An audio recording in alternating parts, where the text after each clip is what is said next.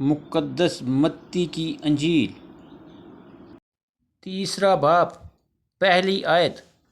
ان دنوں میں یوحنا بپتسمہ دینے والا آیا اور یہودیہ کے بیابان میں یہ منادی کرنے لگا کہ توبہ کرو، کیونکہ آسمان کی بادشاہی نزدیک آ گئی ہے۔ تیسری آیت۔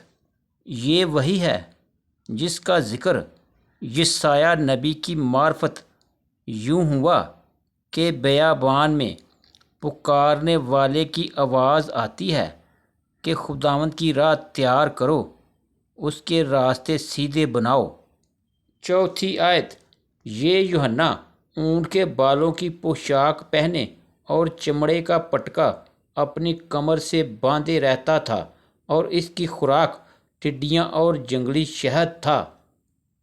پانچویں آیت۔ اس وقت یروشلم اور سارے یہودیہ اور یردن کے گرد و نواح کے سب لوگ نکل کر اس کے پاس گئے۔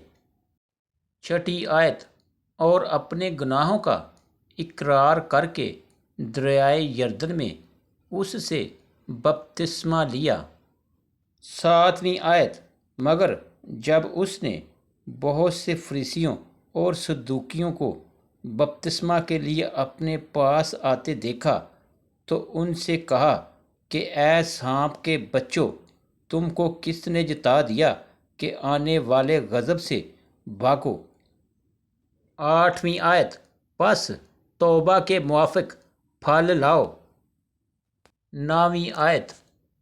اور اپنے دلوں میں یہ کہنے کا خیال نہ کرو کہ ابراہیم ہمارا باپ ہے، کیونکہ میں تم سے کہتا ہوں کہ خدا ان پتھروں سے ابراہیم کے لیے اولاد پیدا کر سکتا ہے۔ دسویں آیت۔ اور اب درختوں کی جڑ پر کلہاڑا رکھا ہوا ہے، بس جو درخت اچھا پھل نہیں لاتا وہ کاٹا اور آگ میں ڈالا جاتا ہے۔ گیارہویں آیت۔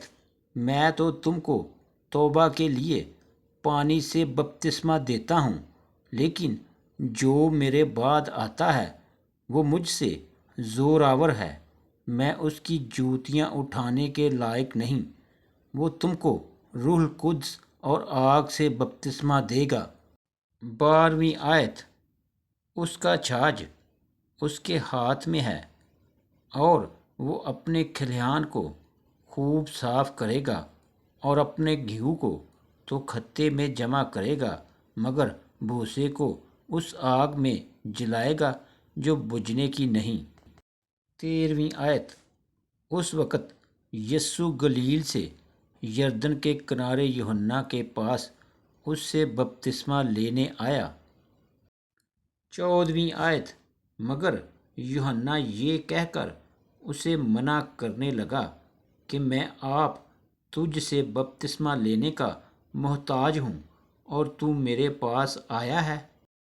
پندرہویں آیت۔ یسوع نے جواب میں اس سے کہا، اب تو ہونے ہی دے، کیونکہ ہمیں اسی طرح ساری راست بازی پوری کرنا مناسب ہے۔ اس پر اس نے ہونے دیا۔ سولہویں آیت۔ اور یسوع بپتسمہ لے کر فی الفور پانی کے پاس سے اوپر گیا، اور دیکھو اس کے لیے آسمان کھل گیا، اور اس نے خدا کے روح کو کبوتر کی مانند اترتے اور اپنے اوپر آتے دیکھا۔ 17ویں آیت۔ اور دیکھو آسمان سے یہ آواز آئی کہ یہ میرا پیارا بیٹا ہے، جس سے میں خوش ہوں،